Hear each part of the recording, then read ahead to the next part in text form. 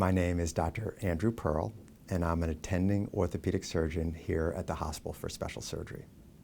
I'm also Chief Emeritus of the Sports Medicine Institute. I was a team physician for the New York Mets for over 20 years, caring for athletes at the highest level. I specialize in knee conditions like ACL injuries and knee arthritis. So my approach to patient care is personalized and individualized. I recognize that every knee is attached to a person with a unique story, and it's very important for me to understand what the patient goals are. Some patients want to get back to elite sporting activities. Some patients just want to be able to walk on the beach with their families.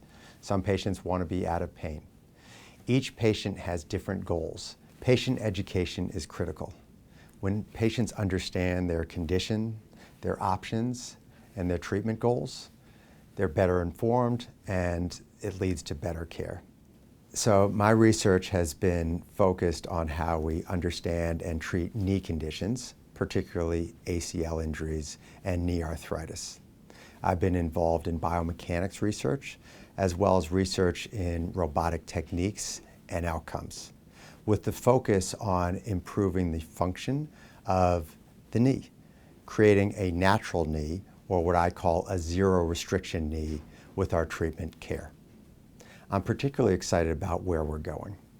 We're currently implementing what I call the digital twin platform here at HSS, which is really a one-of-a-kind initiative, combining biomechanics, radiology, data scientists, and AI to create this digital twin, or virtual replica of somebody's knee. With digital twin technology, we can simulate how different treatment options are going to affect someone's knee. So we can really tailor treatment options for the individual.